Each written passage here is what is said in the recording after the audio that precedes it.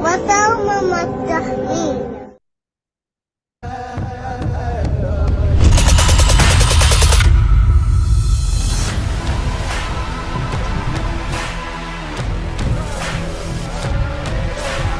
Leonard has 2 life sentences. He's a good man. It's a hard thing to be locked up in a cage. We have our freedom. How could we ever give up or quit?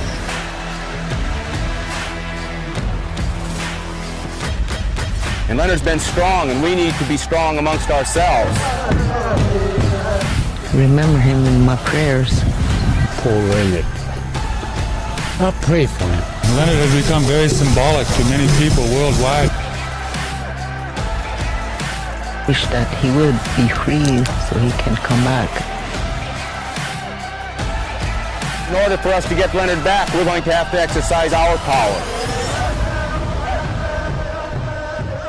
But right now, we still got a lot of work to do. And Leonard represents that same feeling, that same understanding that today Indian people are losing their lands. They haven't got much left.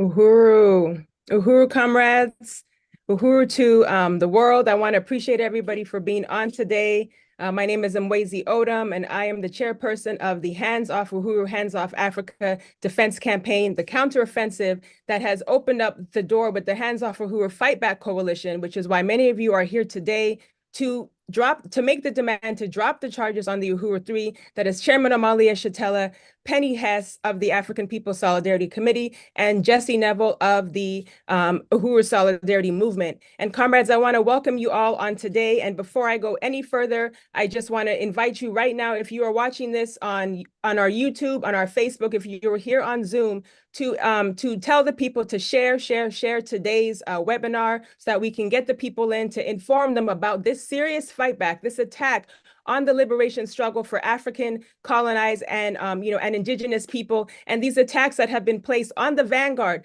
of the African liberation struggle of today, and that is the African People's Socialist Party. That is its leader, Chairman Omali Yeshitela, and that is who we are here to defend, which we understand, has that these attacks have opened the door for the attacks on the right to free speech and for the attacks to struggle in the interests of all colonized and oppressed peoples. So I want to appreciate everybody for being on today. And before I go any further, I do want to bring up my comrade, co-MC, one of the Uhuru 3, comrade Penny Hess, who is joining us on the ground in St. Louis, one of the locations that was hit on July 29th, 2022, almost 2 years, comrades, when the FBI waged violent raids on the African People's Socialist Party and Uhuru movement property. So I want to invite you up, comrade, when you're ready and when you're in place. But I also want to let everybody know that we have a goal today to raise $2,000 towards the Uhuru Legal Defense Fund. We're going to talk more about that. But again, we want to thank everybody for being on. And I see you there, comrade. Thank you. It's great to see you, Uhuru. Uhuru, Chairman Mwezi. It's really an honor to be here today, and just want to welcome everybody who's on and who's coming on with us shortly. Right on, Uhuru. All right, comrades. Well, we're going to go ahead and just pull up a quick, slideshow as we do, just to give everybody an overview about why you are here on today. Again, you are here because today's webinar is titled "The Bold Anti-War Statement That Sparked the FBI Raids." This is, we are just a day after the 2-year anniversary of the webinar that was held by the African People's Solidarity Committee in February of 2022 that spoke out before anyone was putting out the real, and exposing the United States, proxy war against Russia, using NATO, using Ukraine, and the African People's Socialist Party, Chairman Omali Yeshitela, put this out there, called it exactly what it was. And we know that this was not, although we have framed this as this was the statement that sparked the FBI, raids, because we understand that the state realized that the people were going to continue to hear the truth from, from its leadership, from those who are on the vanguard, but we also understand that this attack is nothing new and that this is a longstanding attack on the African liberation struggle. And joining us today, we have some really profound speakers who are also on the front lines of this anti-colonial fight back. We want to appreciate Ranjeet Brar, who is joining us here with the Communist Party of Great Britain, Marxist-Leninist, and you're going to hear a little bit more from this comrade soon. We also want to really appreciate Sister and Comrade Jennifer Jones, who is the lead attorney for the Leonard Peltier Adhoc Committee and who is Leonard Peltier's attorney, and also our brother and longstanding supporter of the Uhuru movement, Councilman Charles Barron, who is a New York City councilman and who is also on the call with us today. So go ahead right now, comrades, share this webinar, bring the people in, and before I go any further, I do want to, again, as always, salute my leadership, Chairman Omali Yeshitela, the leader of the African liberation struggle and the Uhuru movement, and also, again, saluting the chairman for bringing theoretical and ideological clarity, as we say again and again, during a period when there is so much confusion about what is going on in the world. But if you're on the right side of the question, you know that if you stand on the side of the people, then nothing is in our way, comrades. So I want to appreciate everybody for being on. And I also want to salute Deputy Chair Onezene Yeshitela, who is the Deputy Chair of the African People's Socialist Party, standing, behind 50 years of relentless struggle, building economic institutions that, you can see on the ground in St. Louis, in St. Petersburg, Florida, the sites that, were attacked. We have the One Africa, One Nation Marketplace, the Gary Brooks Community Garden, bringing food and life back to communities that have been bombed out, because of the, United States effort to continue to crush African, indigenous and colonized, people however they can, and bringing back life to, to the youth who, again, this system tried to crush. And so we have this beautiful basketball court that we invite everybody to go to St. Louis and see the work on the ground. And part of this, attack, we understand, is why we had to initiate this campaign, the Hands Off Uhuru Fight Back campaign and the Hands Off Uhuru counteroffensive, because this has not put us in a position, as the chairman said, to defend the free speech that this United States government, always upholds. And so we say, drop the charges against the Uhuru 3, and we denounce the FBI raids, the military FBI raids on the Uhuru properties. And we want to salute everybody who on July 8th of 2023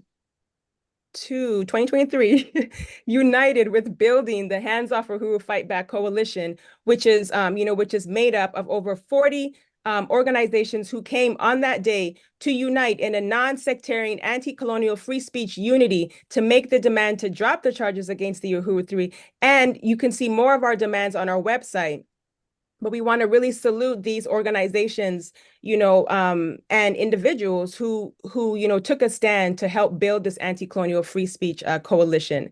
And, as we said, Penny, we may not have time to go through everything, but we want to invite people to go to handsoffuhurucoalition.org to learn more. Uhuru.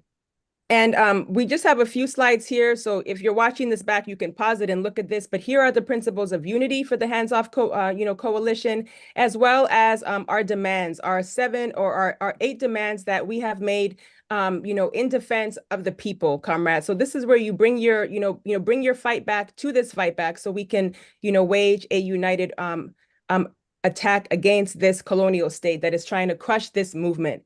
And the trial date has been set.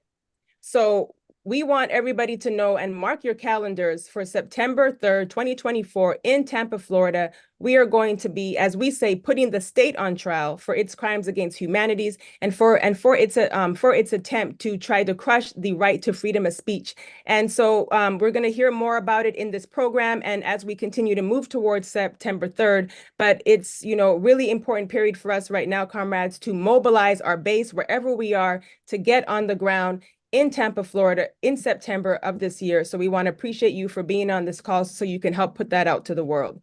So Penny, I'm going to turn it over to you because we're going to just, give a little bit more about who's joining us on today. And then we're going to go ahead and kick off today's program. So Uhuru. Uhuru, just thank you. Chair Mwezi, great and very dynamic opening. And just want to welcome everybody who's here. And to say that the trial date is September 3rd, as this is said, that is the day after Labor Day. And we need to pack the courtroom. They're saying this is going to be a 4-week trial.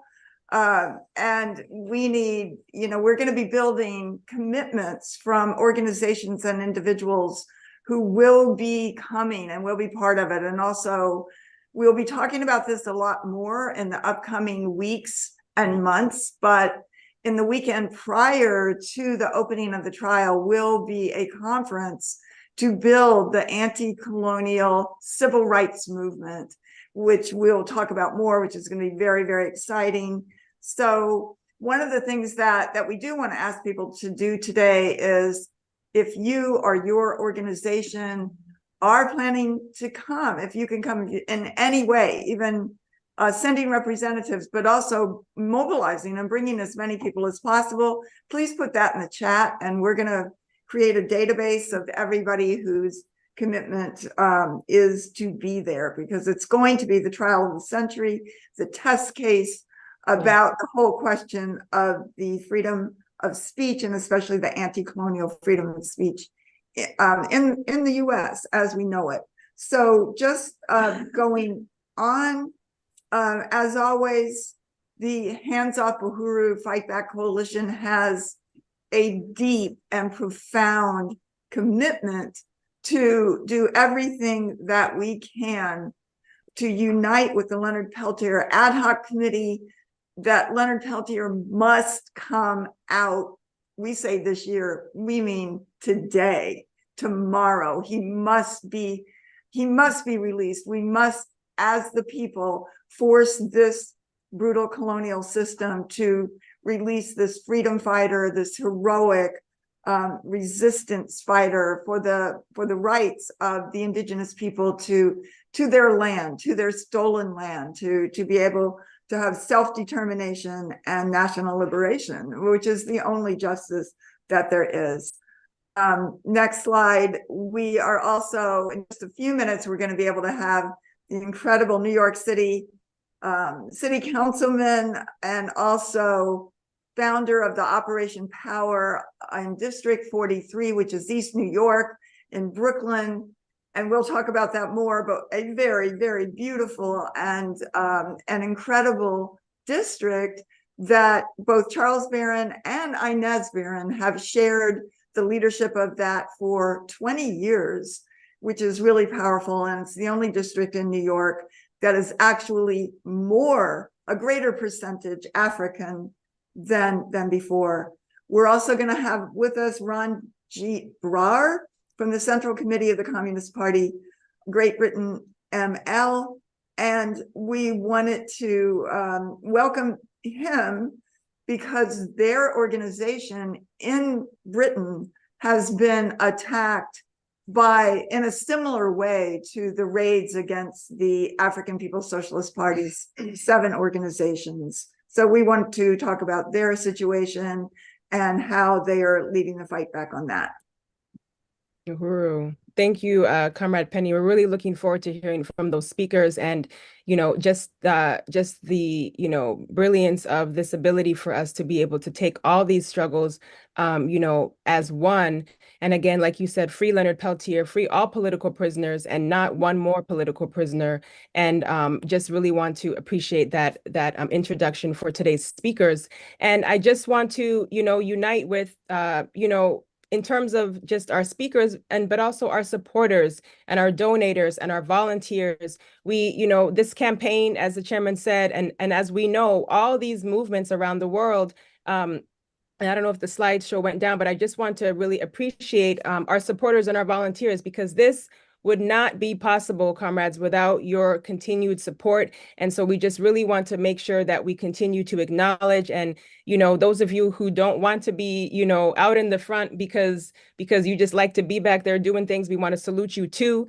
And we really also want to appreciate, the media, who has taken the bold stance to showcase what is happening. And there's so much that we have to continue to put out there, but we want to encourage people, if you have not seen the Glenn Greenwald interview with Chairman Omali Yeshitela and one of the attorneys, Leonard Goodman, who wrote the motion to dismiss, on the from the Uhuru legal defense team, we invite you to go and see that interview, as well as we want to appreciate and salute Robert Patillo from the People, Passion, and Politics podcast for his for his really great interview with the chairman as well. And so please check those out. You can find that on our website. We'll make sure that we have that information available to those who don't have it. We also want to appreciate comrades from the Joko Grassroots Collective for a really great interview that just happened a few days ago, featuring one of the Uhuru 3, Chair Jesse Neville, as well as What's Happening Blog Talk Radio, who continues to put out this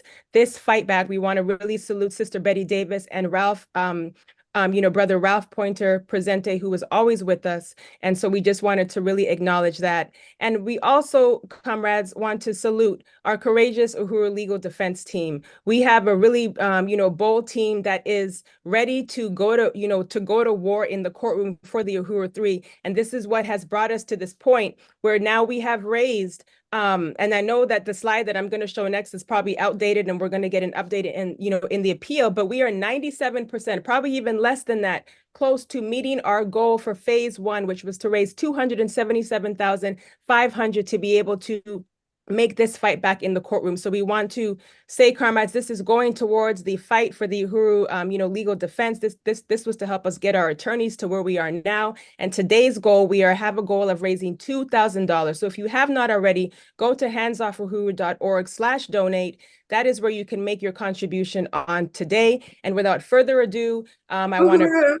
Oh, go ahead. I'm sorry. I just wanted to say one more thing, if I may, Chairman Wade. Yes, please, comrade. But yeah, I just wanted to also welcome, I see in the chat, Francis Lawrence from the Assange Defense Committee of Chicago, who says our struggle and yours are linked. And we just, know that the whole struggle to free Julian Assange has been part of the principles of unity that the Hands Off Uhuru Fight Back Coalition were founded on. Really appreciate you coming on today, and also Comrade John McCarthy from CPI. Thank you so much, comrade. Yes, very important intervention. We really want to, and the statement that was put out that united building the anti-colonial free speech movement, the Hands Off Uhuru Fight Back Coalition. We could not name, the attacks on, Julian Assange as well, and, other journalists who are on the front lines of this, exposing what is happening around the world. So thank you, Francis, for being here. And as well, John McCarthy with CPI, we want to appreciate you, comrades, for joining us. So thank you so much, Comrade Penny. So yes, here we are, comrades. Let's get into today's program. Again, we're going to unpack why this statement was so threatening to this already shaky and weak, social system, and why we are on the right side of the questions, comrades. So I know we're going to pull up a quick video, and if you want to introduce the video, Penny, or if there's anything that we want to say before, but this is going to lead right into a discussion with Councilman Charles Barron. Yes, I think it's pretty self-explanatory, but this is Max Blumenthal, who is a podcaster, very important pundit, anti-war, always with an anti-war stand, and also a friend of Hands Off Uhuru, who was on the program, the video podcast called Judging Freedom of Judge Napolitano. So he was talking about Charles Barron, and this is a little clip here. How did Hakeem Jeffries get in the position that he was in? When he was running in New York, he was running against someone named Charles Barron for his congressional seat. And Charles Barron was actually a great supporter of Palestinian liberation, someone who comes from the Black liberation tradition in U.S. politics and the civil rights tradition, who's actually beloved in New York because he had fought the developers and fought gentrification. And to get Hakeem Jeffries elected, AIPAC got all of its local lawmakers to hold a rally for Hakeem Jeffries, declaring Charles Barron to be an anti-Semite, including the old mayor of New York, Ed Koch. And Barron was defeated with tons of money, and Hakeem Jeffries goes all the way to the leadership position and plays this historic role as the first Black minority leader of the Democratic Party to be a complete stooge for apartheid Israel. Uhuru. Uhuru. Like you said, self-explanatory, but we're going to unpack that a little deeper. And so I want to appreciate that video, comrades, and let's bring up Councilman Charles Barron, who is joining us on today, and his other half, who you do not see, Sister Inez Barron, who is, right there in the mix. So we want to appreciate you, comrade, for being on. And, we're honored to have you as part of this Hands Off Uhuru Fight Back coalition. And also, as we said, between you and Sister Inez Barron have served 20 years as New York Council, persons from East New York in the 42nd District of Brooklyn. And we're just going to open it up, comrade, and thank you for being here, Councilman Charles Barron. So again, we understand that your district, and as we just said, is the only district in, of New York, metro area that became more African in its population during your tenure. And, that's not a small thing. And even as African people are being massively pushed out of every other district of New York. So we just wanted to say, can you comment on that and just elaborate about the significance of that fact? Uhuru. Well, first of all, thank you, Chair Mwezi Odom, for a great job you always do. Your spirit, your fluidity, your right on top of the issues is always greatly appreciated. And to your co-host, Penny Hess, we support you 1,000% as well because of your longstanding commitment to our liberation. But, that was interesting, that race with Hakeem Jeffries. We were already in the city council, so I knew that I could run for Congress without losing my seat. And just for the record, the machine got their seats back now after 22 years, but we're not through with them yet. We rebuild in Operation Power, and we shall be back stronger than ever. But they never, in the annals of the New York State politics, has there ever been an alignment of power against a single little Black African humble servant in a little district in the history of New York State politics. Barack Obama took a picture with him. They mailed that around. The governor was against us, Governor Cuomo. The Chuck Schumer and Gillibrand, the two U.S. senators, were against us. A host of assembly people, a host of senators, the mayor of New York, 23 unions that he did nothing for, that I supported over 20 years, 23 unions, and they did it because the local leadership and the unions, when we did the interviews, they sent it up to the leadership, said we want Barron. But when it got up to the top, it flipped, and 23 unions went against me. 6 newspapers, the Times, the Post, the Daily News, the media, they didn't even hardly know his name. All of the articles was stop Barron. We got to stop Barron from going to Washington. So all of that, and we still got 13,000 votes to his 20-something thousand votes. And that's what the machine does. So that's what happened in that particular election. And be honest with you, we were very proud that they considered us the way they did, that they had to come out with that kind of massive power to stop some independent, Black radicals, revolutionaries from getting that congressional seat. You think AOC would have been a problem. If I was up there in Washington, they would have had a fit on both parties. So that's what they did to stop us in that particular election. Uhuru.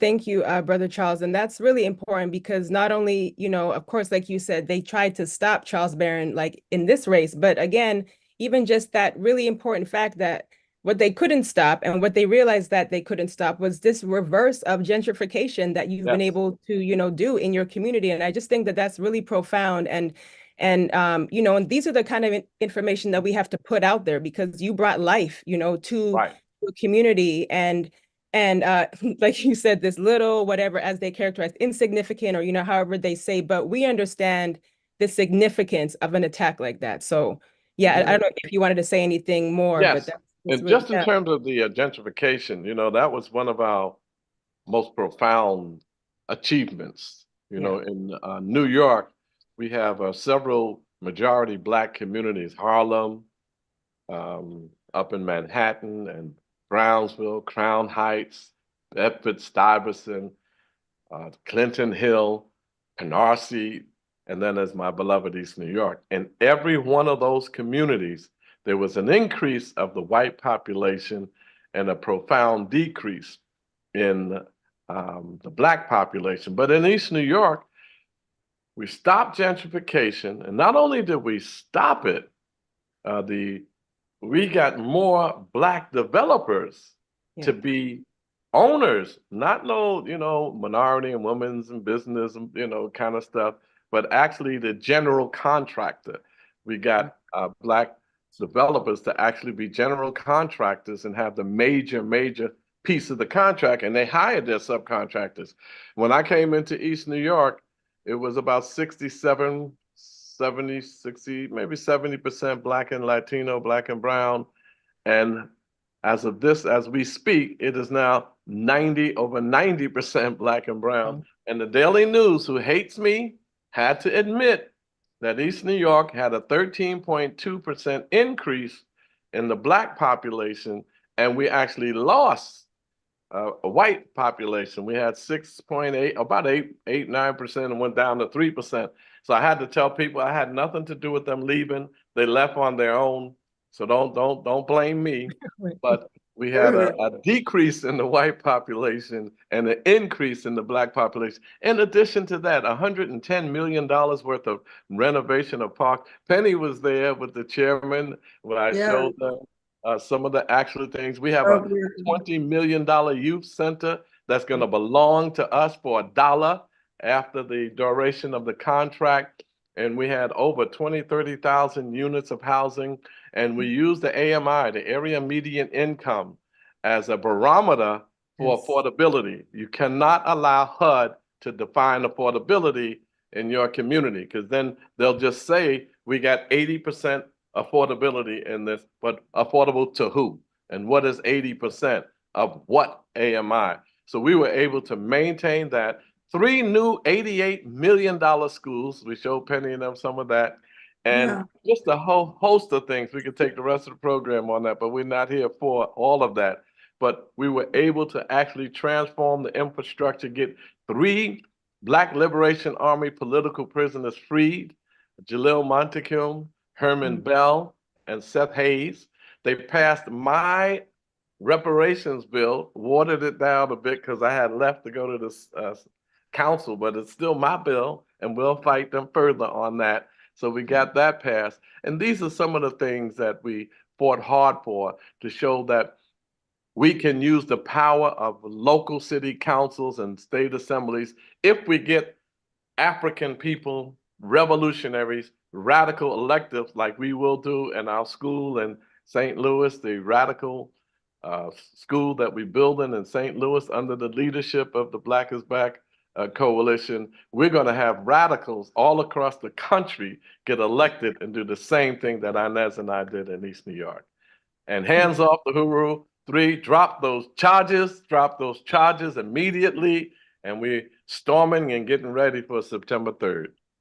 Uhuru, thank you, comrade. And I know, you know, Chairwoman Penny also has some questions for you, because she was also there on the ground. And so I just wanted to, you know, don't leave us yet, but I just wanted to say that, like you said, we determine, you know, just you were talking about just looking at what the people need. And again, as the chairman says, the system is not broken, it's working as it should. And so here you are, you're reversing that. So Uhuru, Penny, I'll turn it to you. Uhuru, yes, thank you, Chairman Wasey, and Councilman Barron. It's so great to have you here. And I just another couple minutes, but I wanted to say that I did have the honor to be there when you gave a tour to Chairman Omali, Yeshitela, and others from the Uhuru movement, maybe last year or not too long ago. But it It is absolutely spectacular. It is so beautiful. Everything about the 42nd district is gorgeous. And wow, I was so impressed, and it's been an amazing job that you've done. And you were talking about the New York Post, and I think also, is it the Daily News, whatever, Right. they always seem to be needling you through, because I saw many articles on how white people are pushed out of District 42, whatever. Right. And anyway, but I was looking at, how they reported on, the Post reported on how you very courageously stood up to the whole city council of New York City, which we have to remember. It's not like our little town, it has like what, about 100 people in that city council meeting, and that you took on with the city council the need to have solidarity and support for the people of Palestine. And I believe you did that very shortly after the October 7th uprising. And, you said something like, I haven't heard from you yet. These are the conditions. Palestinian children and babies were killed to establish the state of Israel. And you were talking about that. And you said a Palestinian baby's life is just as valuable as an Israeli baby's life. So I say free Palestine. And I just wanted to know if you could comment on that. Yeah, New York City is a strange place. We have 51 members of the city council, and the overwhelming majority of them are women, and a majority of them are so-called people of color, 14 Africans, about 11 Latinas, and about 3 or 4 Asians. So whites are actually the minority. And New York City is a classic case of a neo-colonial state, because in all of the major power positions, the mayor, the attorney general, the head of the assembly, the head of the Senate, the public advocate, borough presidents, union leaders, and you have the chair or president or chair of the city council itself, a Black woman. So all of the power positions now in New York are headed by what we call neo-colonial Black puppets of the colonial capitalist system and the Democratic Party. So when you get in that platform and you see a bunch of Black faces, you're still all alone. So I got up, and first they were angry at me because I didn't support humanitarian aid resolution for Ukraine. I denounced that. And then when it came to Palestine, I reminded them that 107 years ago in the Balfour Declaration, Palestinians were displaced. And then in the Nakba in 1947-48, when Israel became, and they didn't like this, the settler terrorist state, a colonial state, and displaced hundreds of thousands of Palestinians and killed, murdered so many more, they would act like that this war started on October 7th, 2023. That's why the news media keeps saying, and the attack on October 7th, 1,200. I don't minimize any life, any innocent civilians killed, don't want to see that happen. But come on, it did not start on October 7th. Even the year before that, I went to Palestine, that very hospital, me, Cynthia McKinney, and Brother Matulu from the Dead Prayers, we went to that very hospital to deliver millions of dollars worth of humanitarian aid to that hospital that they blew up. There wasn't no Hamas there. And as a matter of fact, Hamas was supported by Benjamin Netanyahu against, Fatah. And then when they switched, just like Osama bin Laden was an Afghani freedom fighter when Russia was there, and then when Russia's out, then he became the world's #1 terrorist to the United States. So this is a fight for the rights of Palestinian people to have their land. And no two-state solution, one state determined by the Palestinian people. And whatever that means, from whatever river to whatever sea, whatever that means, one state. So we are unequivocally, and you got to say this in the halls, not just with your comrades here, but when you get in the halls of these folks, say the same thing. And say it strong with conviction, regardless of the consequences, because our voices will never be silenced, whether we in or out of office.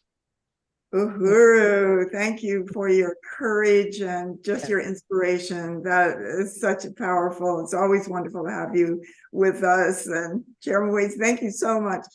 Yes. I want to thank y'all so much. I do have to run, but I want to thank y'all. And to my Chairman Omali Yeshitela, he reminds us that power is the great equalizer. Yes. Your racism becomes irrelevant when we have power to Yes. determine the destinies of our community.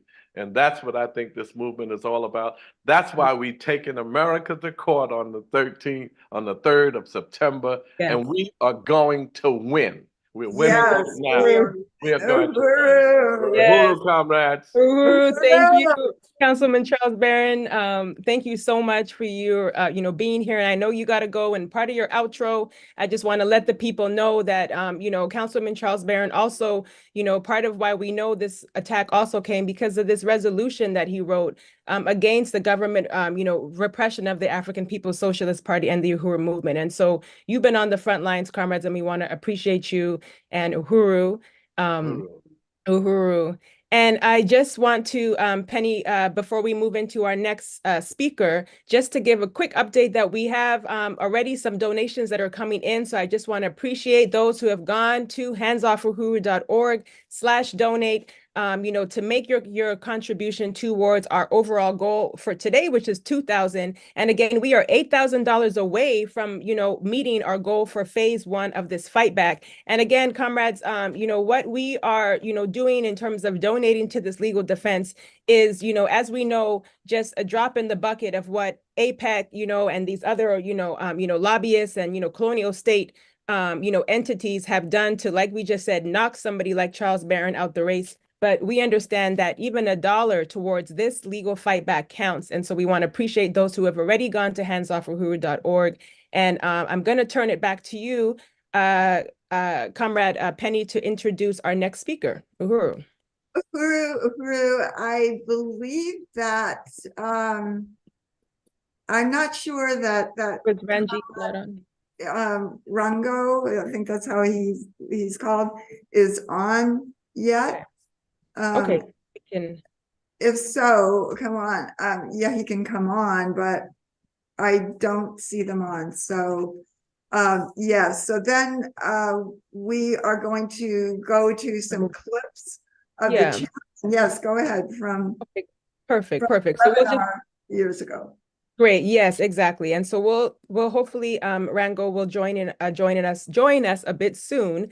But again, we just wanted to frame today's event again, because 2 years ago, on the eve of the onset of the US-backed NATO war against Russia, using the people of Ukraine as their weapon, the Uhuru movement held a webinar, right? And this was called Russia and Ukraine, What's Really Happening? This was in February 2022, where Chairman Omali Yeshitela laid out the position that the party has always had in its 50 years of existence on all colonial wars of aggression. And the chairman's public statements on the Russia-Ukraine war are cited as the catalyst, and are identified as the catalyst for the raids on July 29, 2022, leading to the indictments of the Uhuru 3. So we want to take a look at some of these clips from the webinar 2 years ago. So I'll turn it to our AV to get that started. Uhuru.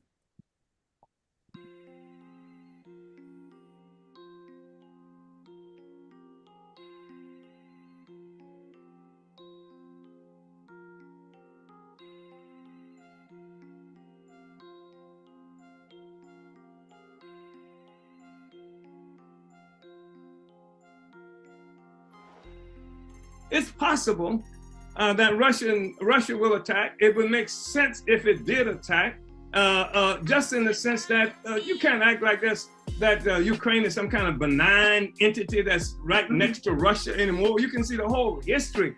From 1917, more than 100 years of aggression that's been pushed against Russia in some iteration or another, whether it was the Soviet Union, it was invaded. The United States was a part of the invasion. And so all of this struggle has been going on. Then to the whole Cold War, they swore they were fighting against the communists in Russia, etc. But they didn't throw a brick at the communists. They didn't spit at the Russians. They didn't, all of the war that they were engaged in was so-called Cold War that happened in Africa. It happened in the Americas and other places like that, because the colonial question always was the fundamental question. And the question was, who was going to get those resources in Africa? Who was going to be able to control those resources in Asia and in the Americas, etc. And the so-called West, and particularly under the leadership of the United States, was determined to do that. And so that's what we're looking at right now.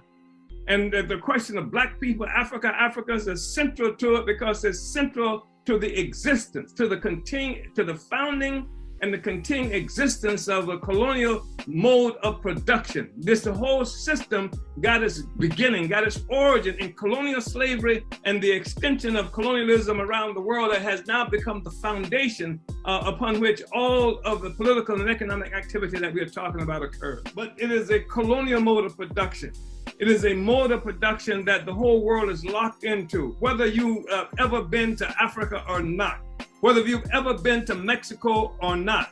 The fact is that the pedestal for all of the economic activity in the world, that for the emergence of this thing that we call capitalism, the pedestal of that, the thing that changed the world from just the world of individual countries and worlds, a number of worlds in casual relationship to each other, the thing that changed all of that, that brought it all together, was colonialism. It was the colonialism that hooked the entire world up from Africa all the way up, and then Europeans now sit on top of that world and administer that through the ruling class, through the European ruling class. So everything that happens from that basis. And the reason that we are sympathetic or can be sympathetic to Russia is political, not moralistic. I don't know. I mean, Russia is a capitalist trying to be forward this way. It's different, and maybe we may get a chance to say some things about how Russia and China are different and how they are able to challenge the colonial mode of production in a way that we haven't seen happen like this before. But yeah, the thing is that the reason that we can be sympathetic to Russia is because it clearly represents a fracture in U.S. hegemony. It's a threat to U.S. hegemony, and it destabilizes the existing kind of political and economic arrangements that has dominated the world up to now. Uhuru. It's the CSCI. You have a federal warrant for this address. Keep your hands up and follow orders. This is the FBI. We have a warrant for... They handcuffed me and my wife out here. They wanted me to sit on the curb while they were carrying this out, something that I refused to do. They wanted my wife to sit on the curb out here, that she refused to do.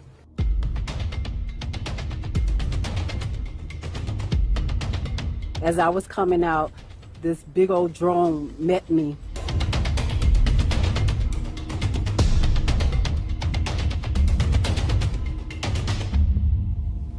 The only revolutionary organization that's done something here on the ground practically for African people is the one that's come under attack. Institution that offers a community radio station, a newspaper, a commercial kitchen, an Aquaba Hall rental space, and community office for our organizers. That was the building that has come under attack.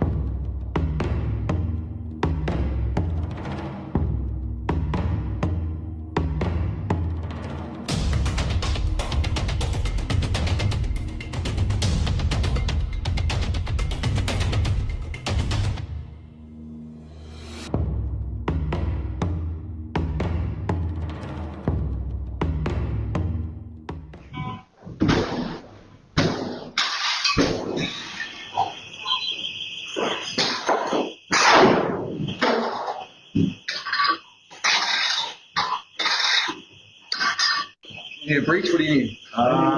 Need one. I don't know. Oh, it's all better than money. Don't take it.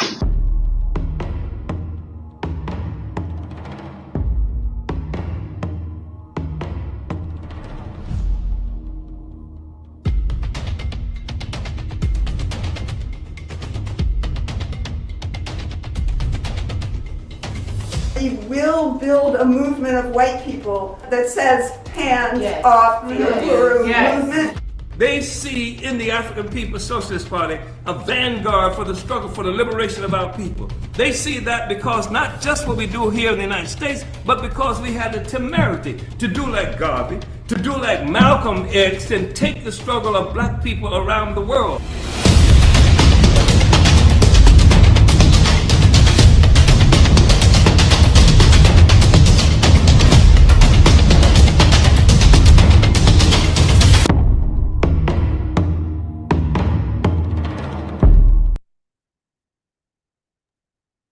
Uhuru. Uhuru, that was so powerful to see those clips from Chairman Omali Yeshitela 2 years ago, and also to see it segue into the raids. And we see, you know, a little bit about why these raids happen against the African People's Socialist Party and the Uhuru movement. You know, of course, in the video, we see and hear about the various institutions on the ground of the African working class of the party. And, you know, we see the chairman's presentation and always raising the colonial question and what the chairman calls the colonial mode of production, the foundation of this entire system, and the role that African, indigenous, and colonized peoples everywhere play in the overturning of this parasitic system. So we're going to be able to speak with Chairman. Chairman, it's so great to have you here. We're going to be talking to you very shortly. I'm so excited about that. And we just have a few things before, and we are going to be able to also speak with the Leonard Peltier Adhoc Committee, which is also an honor and a very, very important thing. But we do want to remind people that we are raising $2,000 today. I don't know, Chairman Wasey, if you have an update on that, or if we want to do that, or we just want to move on, but you can go to handsoffuhuru.org/donate, and let's make our goal.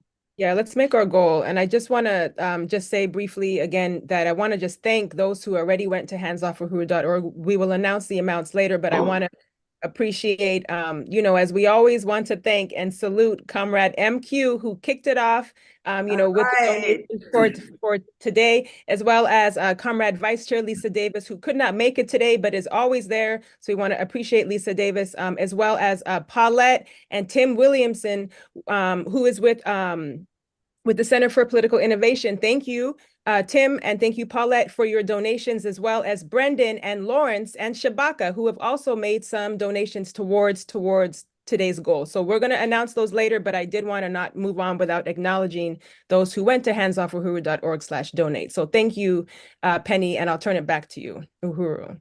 Thank you, everybody who has donated. I want to say that I'm going to put in $50 today as well.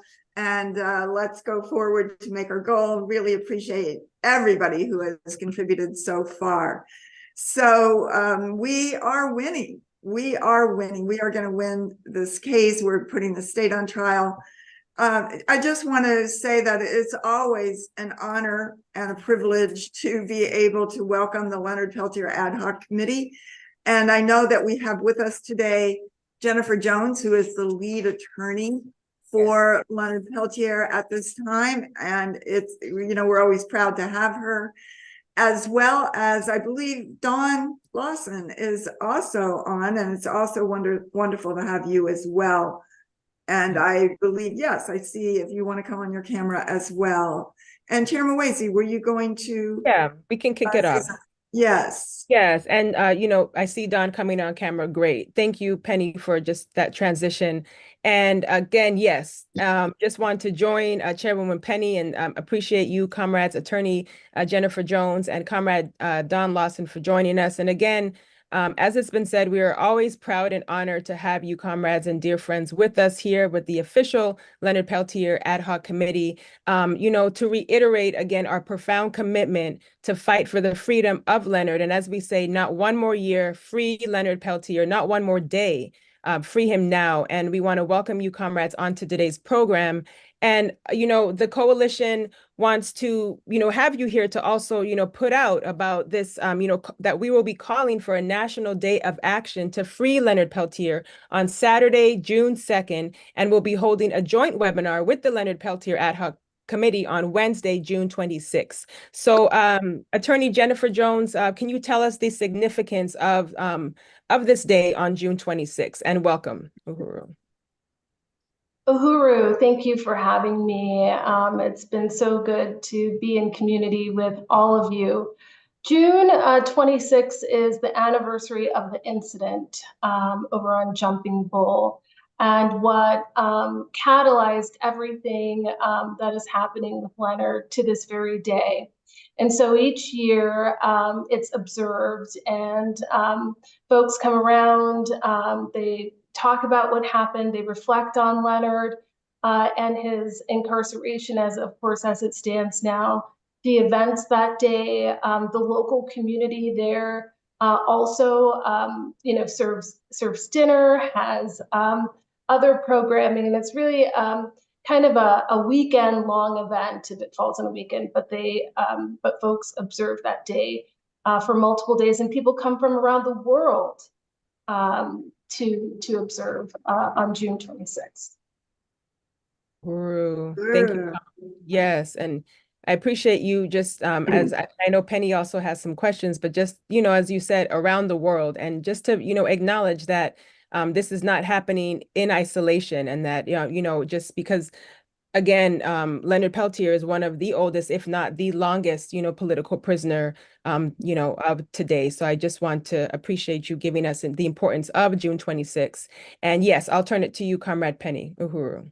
Uhuru, and I think that it's also significant that the struggle that happened, that was a struggle that in which the American Indian movement won actual power in this period in the 1970s, when they were fighting this vicious neo-colonial tribal, I don't know what the right word is, but vicious neo-colonial government of the Lakota Nation. And they won power, and I think they had several months of experiencing that. And I have seen videos in which other comrades of Leonard Peltier and leaders of AIM have said that that was the most precious and powerful and incredible period of their lives, because the AIM had power, the people had power, and that the FBI came onto the Lakota land, the homeland,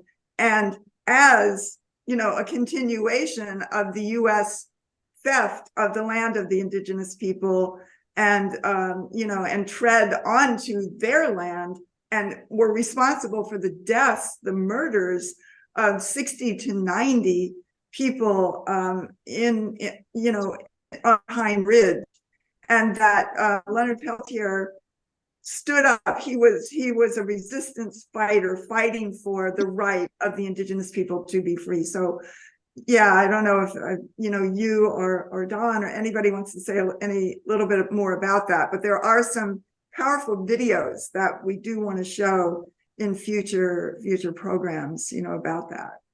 I would be happy to say something about that if I could. All Leonard was doing was saying, stop killing us. That is all they were asking for. The people of Pine Ridge asked the FBI for help. The FBI said they weren't there in a protective capacity. They did not know then that the FBI was supplying the goons with weaponry and intelligence and using them as vigilantes. They have never been held accountable for those murders. If Leonard had been tried with his co-defendants, he would be a free man. Yes. The jury found his co-defendants not guilty by reason of self-defense. They said if the men would have admitted shooting the agents, they would have said it was self-defense, because it was. It was one more step of a coordinated attack on that reservation. And somehow mysteriously the venue changed. The Eighth Circuit Court of Appeals, there's a judge named Benson that was sitting on it, that was central to the appeals that had been denied. And he became the director of the FBI. The capture, the incarceration, all of it has been orchestrated illegally by the FBI. And no one has held them accountable. Leonard is almost 80. His health conditions are dire. He's not scared of dying, but he does not want to die in lockdown. No. And he's paying for the crimes of our federal government. We need to put them on trial. And thank you so much for your solidarity. It means everything to us and to him. Uhuru, thank you all for the fight and keeping this fight alive and the commitment to free Leonard Peltier now. I do want to say, we have a few more minutes. I do want to say that it was such an honor to have been out in San Francisco and the Bay Area last week and the week before for a powerful event. First of all, at Bound Together Books, that was a free Leonard Peltier event. Just really exciting to be there, and great to meet you, Attorney Jennifer, and you, Dawn, in person for the first time, not just on Zoom, and to see, all of the profound support that is there for Leonard. And it was, it's just really important for that event to happen. And also it was an honor to have Dawn and Opium Sabah speak at the Uhuru Solidarity Movement Hands Off Uhuru event last Saturday, actually, in Oakland as well. So that was very exciting and historic. My dog now says Uhuru. Yes. Don's dog says Uhuru. Okay, yeah. I know that. I've heard him say it. So it's very powerful. So Penny, I know we just have a few moments left. And I know that there was the call-in campaign, and Don, touched on some of the, medical issues for Leonard, but, just to even, and I know we might also read the poem, but I just wanted to say too, as part of this, section of today's program as well, please continue to also let us know, any updates on, Leonard's case, and again, how the people can support. Just want to make sure that we do that before we, transition. So we will be having another call-in campaign that will be announced shortly. They saw Leonard and determined that he needed health care, but they said he will not be getting it for another 8 to 10 months. He does not have 8 to 10 months. So we need to demand that he be transferred to a medical facility immediately. And I will get you details about that. Thank you. Moderators put in the chat too, the link to the website too. So that's also in the chat on Zoom. Thank you. Okay, thank you. And I know resources are needed. So people can go to freeleonardpeltiernow.org and go to donate and put in towards everything that's needed, including the legal defense committee. Right. I think Comrade Jennifer. Absolutely. Thank you. I'm sorry. Yes, Comrade Jennifer, go ahead. Oh, yes, absolutely, Uhuru. I just wanted to share, at first, thank people for their support last week in the call-in. But Leonard is in a dire health situation. He already was sick, is suffering the onset of blindness. He is dependent on a walker. He is 79 years old. He is locked down 22 hours a day. And he shouldn't even be in prison, but no less in that kind of situation. This week, we are working on some remedies for Leonard. It is wholly unconstitutional to have this 79-year-old man sitting in a maximum security prison in ailing health in this way. It's unconscionable, and we believe it's unconstitutional. We are not going to wait 8 to 9 months for Leonard to be seen. That's totally unacceptable for most people, but especially in his condition. So I ask that you please support the ad hoc committee's campaign. If you're in correspondence with Leonard, to please send him words of encouragement. And we appreciate you all so much. Thank you. Thank you. And yes, let's get that medical support now. I see in the chat from Paulette is saying we will continue the calls to elected officials to get Leonard the health care he needs. The place for Leonard should be in the Federal Medical Center in Rochester. And of course, we know the real place for Leonard would be his home, his homeland, and we must fight to get him out and to remedy the situation, even in terms of his health. So let's keep up this fight. Let's win. Let's make it happen. And you know, the Hands Off Uhuru Fightback Coalition makes a commitment to really push forward this continuation of the call-in that we're talking about. And let's get Leonard out this year. So Uhuru, and thank you. Uhuru, thank you. Uhuru. Uhuru comrades, thank you so much. We hope to see you again soon, and we encourage people to go to freeleonardpeltiernow.org. As we said, again, just the unconscionable condition of Leonard Peltier, but again, imprisoning Indigenous people on their own land. This is you know, just you know, revealing the weakness of this colonial state, that, you know, they will go against one, you know, in order to attack the many. And we want to really send as much support to brother Leonard Peltier, who is, you know, who will be free this year, comrades. So Uhuru, Don, and Attorney Jennifer, thank you so much. Uhuru, comrades. Thank you, comrades. Uhuru. Well, so Chairwoman Penny, oh, and again, thank you, Paulette. I want to acknowledge Comrade Paulette Dotier, who's also a member of the official Leonard Peltier Ad Hoc Committee, who says, thank you for your support for Leonard's family at the time of his sister's, yes, Linda's passing. So Uhuru, again, just, you know, just the psychological trauma that also, you know, takes place when we are separated from our family and our loved ones. So thank you, Comrade Paulette, for that as well.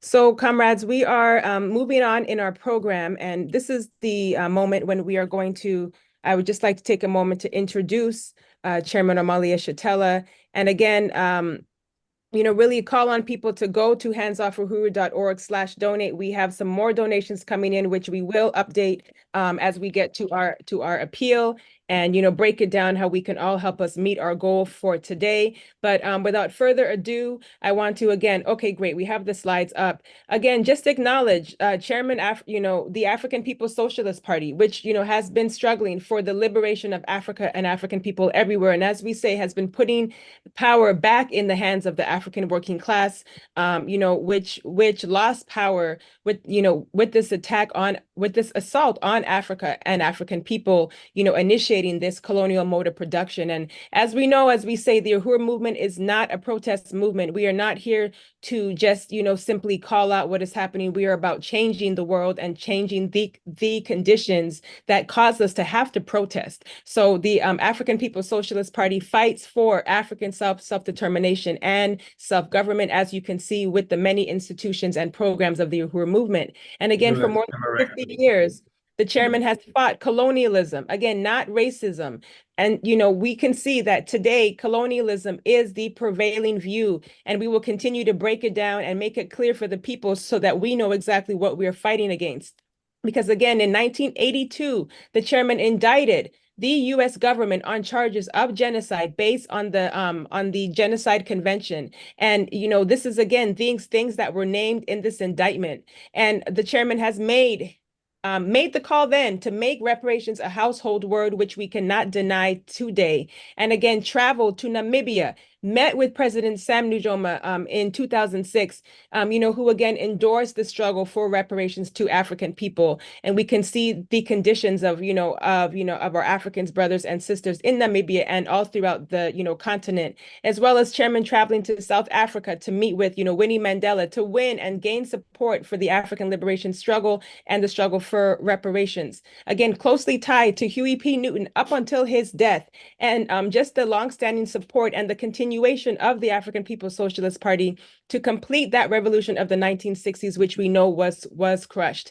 And again, so again, this was not no Russians that told Chairman Omali Yeshitela to tear down the anti-Black mural in St. Petersburg, Florida. It was the conditions of African people. And again, the chairman was sentenced 5 years for this when he was 25 years old. And again, the chairman founded the Burning Spear newspaper. If you have not subscribed or, get the Burning Spear newspaper, because this has been published for not only the past 50 years, but has been putting out the truth and exposing this state since its inception, which actually predates the party. We want to remind people that Chairman Omali Yeshitela is an author. He has published numerous books, like the newest one, The Verdict is in, Reparations Now, which again is an indictment of the United States government and this colonial state.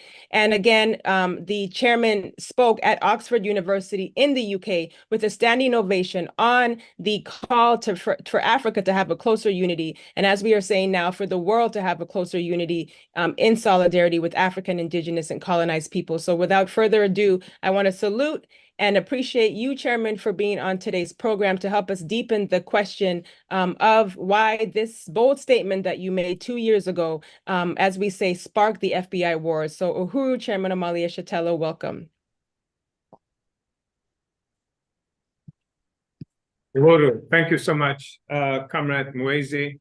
And I'd like to also express my appreciation to Comrade, your co-chair, Penny Hess, and I guess my co-defender. I think this is a really important meeting that we're having today. And I have a real special appreciation to everyone who has presented before me.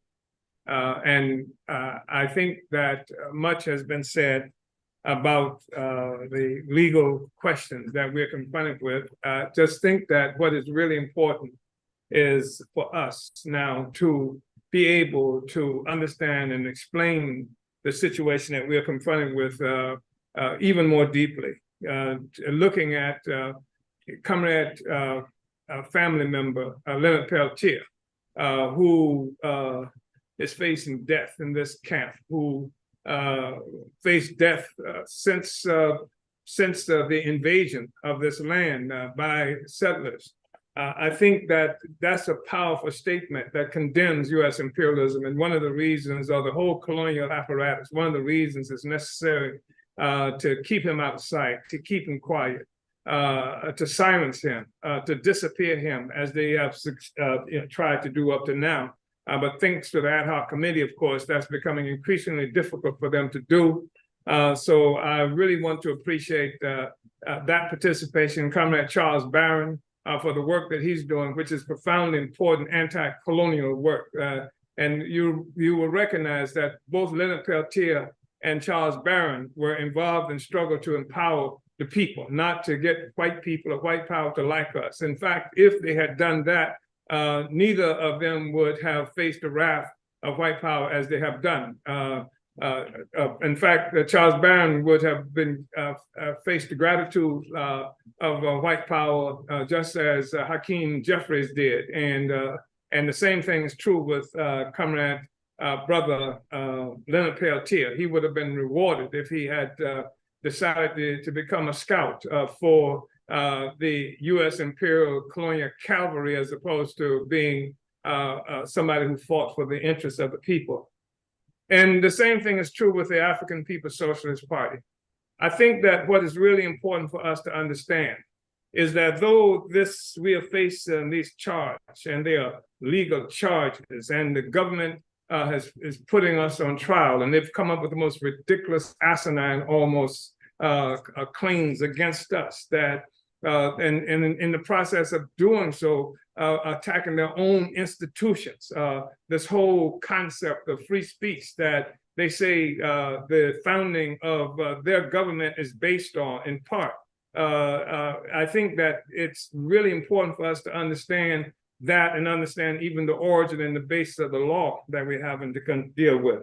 First of all, well, when people who have the ability to do so go to a shop, whether it's a small shop or part of the trading post, even on one of the the concentration camps, like they like to refer to as Indian reservations, or in the townships, or in the colonies inside North America that they refer to as food deserts and ghettos and barrios and things like that.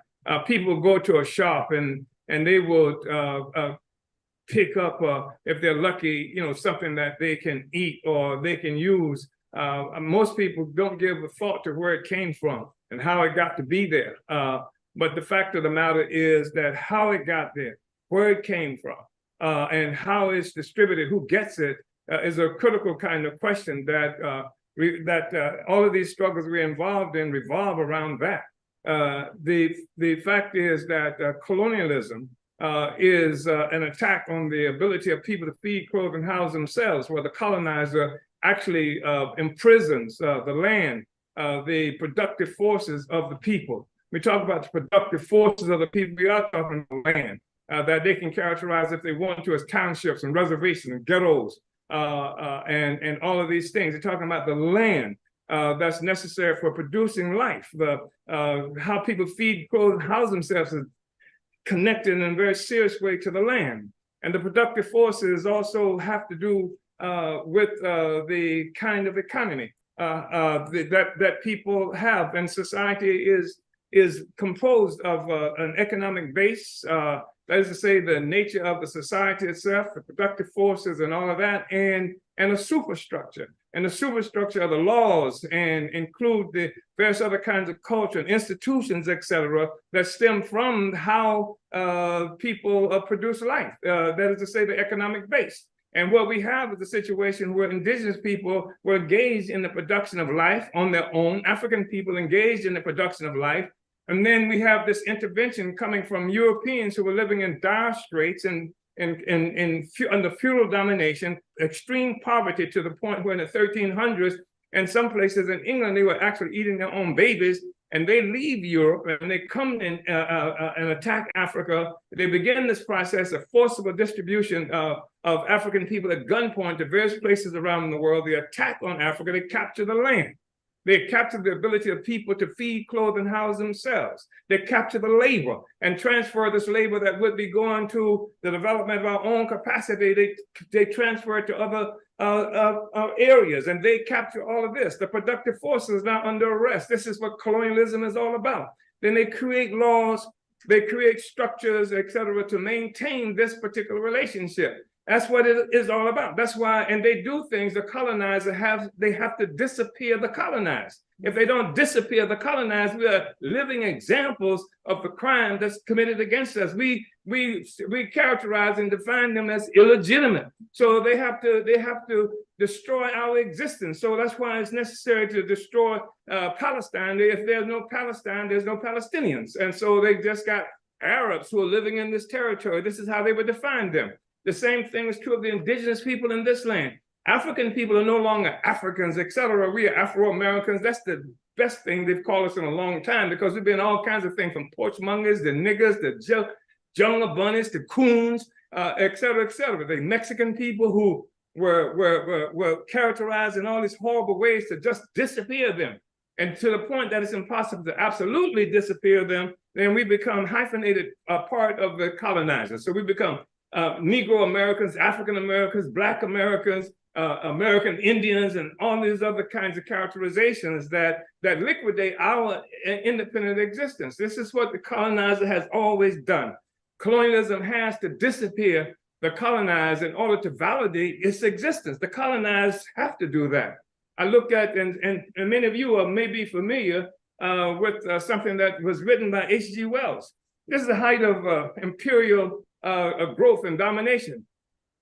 H.G. Wells wrote this thing called the Island of Dr. Moreau, where this white man is on this island and he's got these animals that he is making into human beings, near human beings, making like the white man himself. They write the laws. They torture the people who break the law as they define it, etc. This is the Island of Dr. Moreau. They may even made a movie out of it, several movies, in fact. So the point is that this was at the height of imperial definition, of the relationship that it has with the colonized. And so they are in the process of making us into human beings. We are the animals. We've been bestialized. We don't have an independent existence. And so in the case of that we are faced with from the attack that the United States government made on the African People's Socialist Party, which is actually an attack on the African Revolution, which is an attack on the struggle against colonialism that's been led by African people for the longest period of time in this country for a number of reasons that we can talk about. So they make this attack on us. And then they say that we don't have a history. We don't have agency. We were created by the white man. We were created by the colonizers. And so if we are doing something that goes against what the colonizer wants us to do, it's not because we have agency, because we have no history. We are now agents of Russia. Russia is saying this, not Black people who have, like all human beings, have beating deep into the heart and soul of our people the requirement to be free. All human beings have that requirement, but they were locked and defined the colonized up in a certain way. They would create culture, they would create institutions, they would preach it from the pulpits of churches. Priests will speak about this and pray for the maintenance of this relationship. This is what's been imposed on us. Universities call it science, and they talk about how inferiority of African people versus white people. They even came up, the School of Anthropology was created for the exact purpose of showing the inferiority of Africans and the superiority of white people. That's where it came from. So you've got all of this that constitute the superstructure. Then they create laws. Whoever heard of such a thing as freedom of anything for a slave? Who makes the law? The slave or the slave master? The slave master makes the law. Who makes the law? The colonized or the colonizer? So can you imagine the colonizer making laws that permits freedom for those who are colonized? It's absolutely impossible to imagine that kind of reality. But that's what we expected to go along with. But the point that I would make, there's several points. One, we didn't do none of the stuff they said we did. We are not guilty of anything they said because we know who they are. We know how they work. We've gone through this over and over and over and over again. We saw what they've done. We saw the conspiracy charges against the Panther 21. We were conscious of how they were using conspiracy to jam us all up. We knew that we shouldn't be involved in that because that the colonial courts, the police, would come at us with guns and as they have done in the past, and they'll kill us in the sleep like they did with Fred Hampton and other people who represented our movement. So we didn't do that. Anything they said that we've done. So that creates a dilemma, not for us, it's their dilemma. Because coming out of the thing that gave the ability of some people like Marx and others to characterize the bourgeoisie, the rise of the bourgeoisie as they characterize the white ruling class as progressive, is because coming out of Europe, what became Europe, breaking out of the feudal fiefdoms that dominated most of this territory that we now know as Europe, where white people lived on the colonial, on the feudal domination, impoverished, based on ignorance, contaminating every aspect of their life.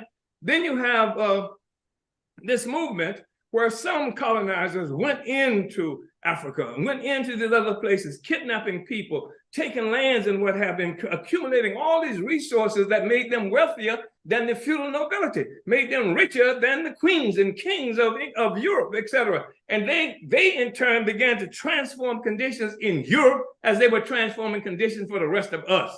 And this is the thing they like to talk about. Where does the bourgeois revolution, democratic revolution come from? It came from those forces who were stealing Black people, stealing the resources of the indigenous people, etc., and building fortunes for white people and white power at our expense. And this is where the democracy came from.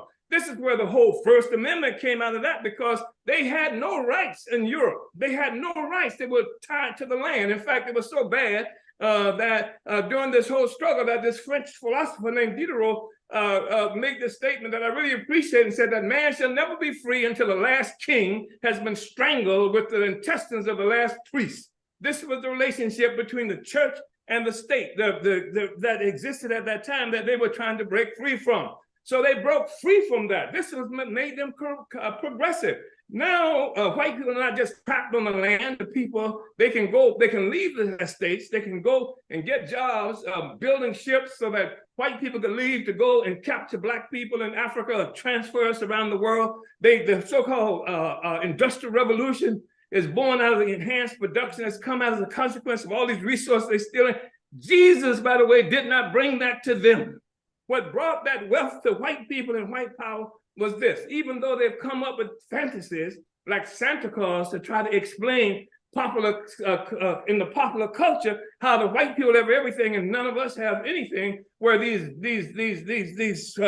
call them shorties in the African community who live in the North Pole, where it's even too cold to produce anything, produce all this value, put it on some magic sleds, and this white man, this jolly white man, travels all around the world, giving it to people who are good, and then bringing coal and disaster for those of us who are bad.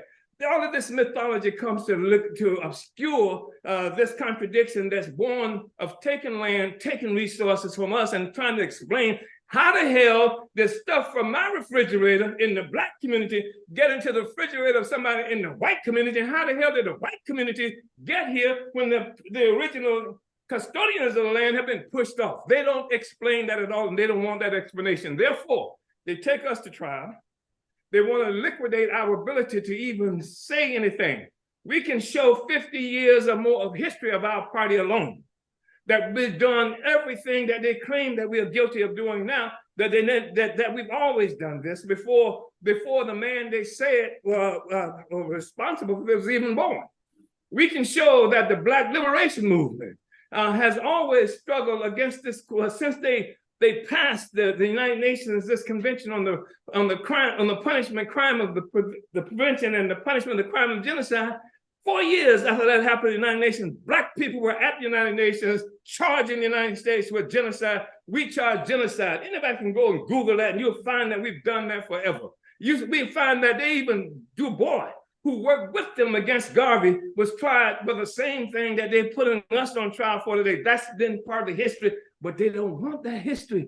They don't want the history of what happened to the indigenous people. They don't want that to be part of this discussion. They want the history of what we've done. They don't want the history of this thing. So they would say that they will create protocols and procedures in the court that you can't talk about that. Only thing you can talk about is that the Russians paid you to do this, which is ridiculous. And that's a pure concoction. They stole all kinds of resources from us, computers, everything that recordings, etc. And they want to show somehow that the Russians, over 6 years, they say, that the Russians gave us $7,000. We're going to raise $2,000 at least today. And so over a 6-year period, they say we were hired by the Russians, which is absolutely ridiculous. And you know it's ridiculous. And of course, the problem is theirs, not ours.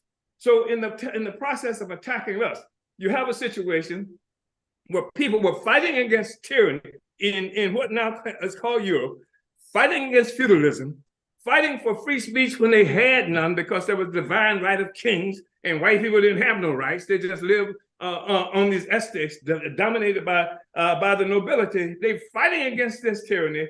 And then they get their freedom. As a part of the process of getting their freedom is they tyrannize the rest of us. And so the free speech that they created for themselves was not created for us.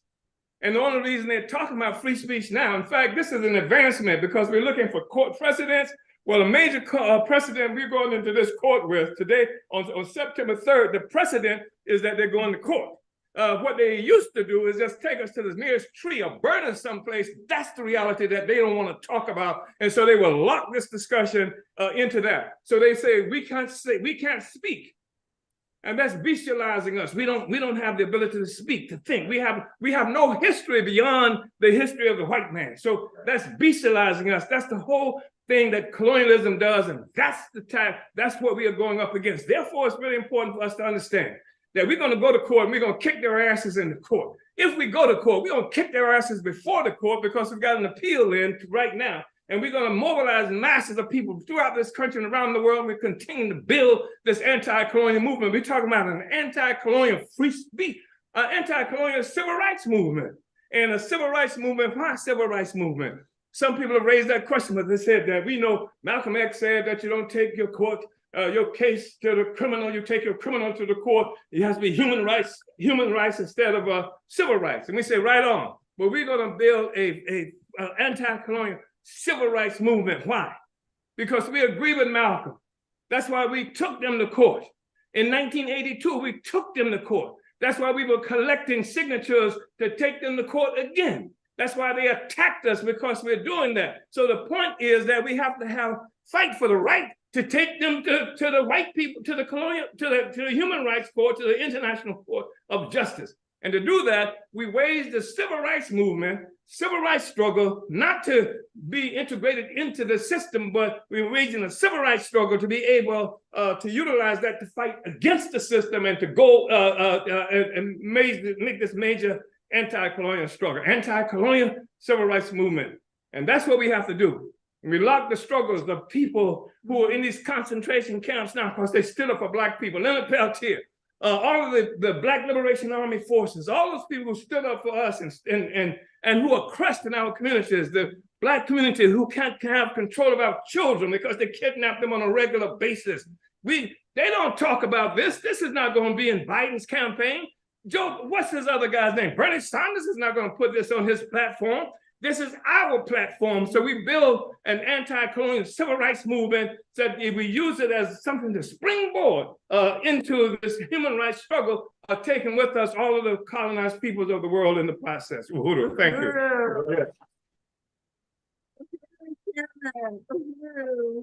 Wow, what a powerful statement. And as always, really incredibly mobilizing and brilliant, but very important because it gives us the tools and the science to understand the world as it is and the centrality of the colonial question and why the civil rights movement has to be the anti-colonial civil rights movement, not based on, as you said, democracy built at the expense of African and Indigenous people. And we're going to be able to talk to Chairman Omali Yeshitela a little bit more. We're going to have discussion, and we want everybody to come on and ask their questions. I see Chair Mwezi is on, so yes, Uhuru. Thank you so much, Chairman. That was very powerful. Yes, just really want to appreciate the chairman. And every time, Chairman, you just kind of add these like really important points. And what you said about the precedent that we're setting, that like this is that like now they're going to trial because, generally what would happen, to African and Indigenous and colonized people is they would hang us, they would, burn us alive. And so just this process that we are entering into and just, the counterinsurgency is a war without terms, as has been said, and where we have this colonizer that will do anything that it wants to the colonized, and that there's no Geneva Convention or there's nothing that will come to save the people. But this part of this fight back and what we're a part of right now is setting a new precedence, for the oppressed people. So I just really want to appreciate that overview, Chairman. And may I make a point though? I mean, the point I'm making about the precedent is that we're going to trial at all. Right. Because they're looking for they will not find a precedent in their records that gives us the right to do what we are doing. The fact is we had no rights at all. The precedent is they're taking us to trial instead of the nearest oak tree. You understand? That's the precedent. That's the precedent that's being established. And that came out of struggle, not in the courtroom, but out of the courtroom by Black people. Right. And that's the thing that we really have to understand. So that's what they don't want talked about. They don't want us to talk about that treatment. They will liquidate that history, the history of this relationship. You can't go into the courtroom to talk about that based on precedent. So we are saying part of the precedent is being here at all, because traditionally what you do is just hang us, burn us, or do some other horrible kinds of thing to us. That's the point that I want to make. Uhuru. Yes. Thank you, Chairman.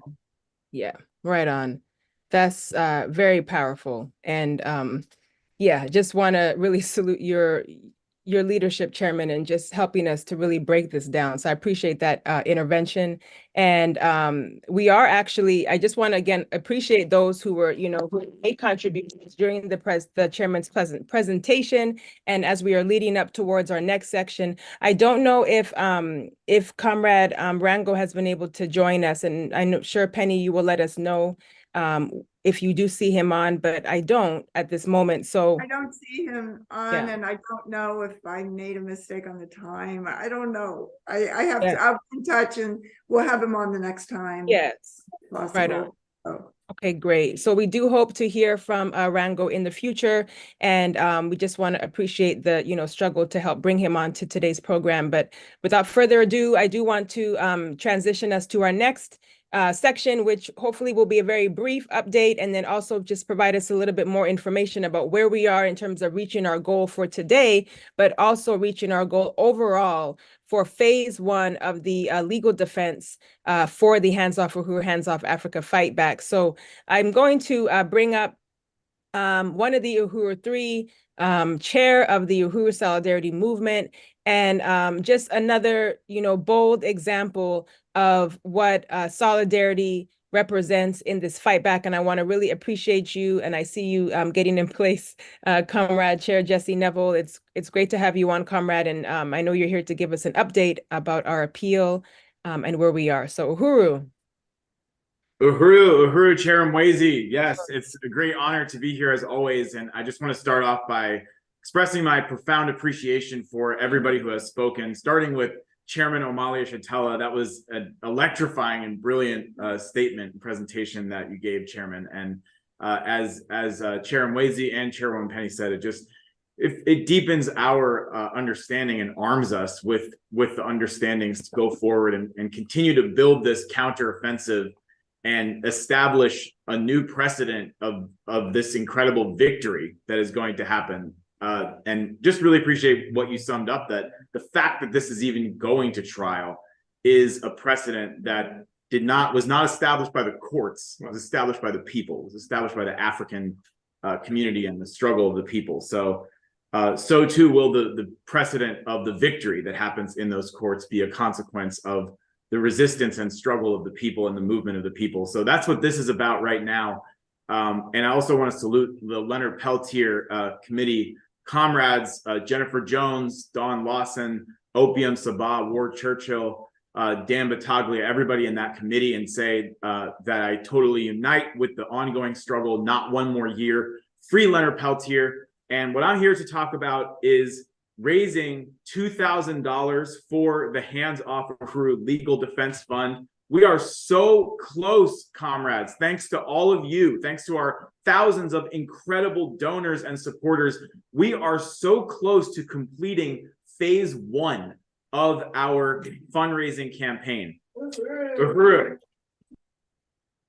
And phase 1 had kind of a weird goal. 277,500, and that was not a goal that we just came up with out of nowhere. That was based on actually calculating real legal costs and other expenses that we were facing to retain legal counsel, first for the 4 unindicted co-conspirators, including Director Akile, and even for others that we were anticipating the potential of facing indictment.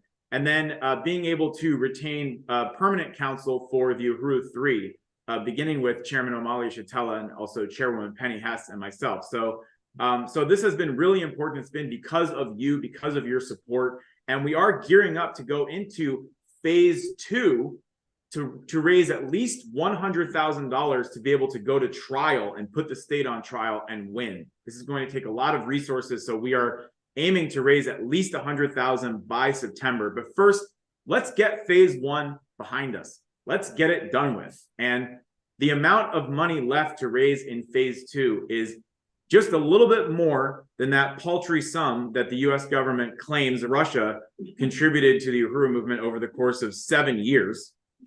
We have about $8,000 left to raise in phase 1.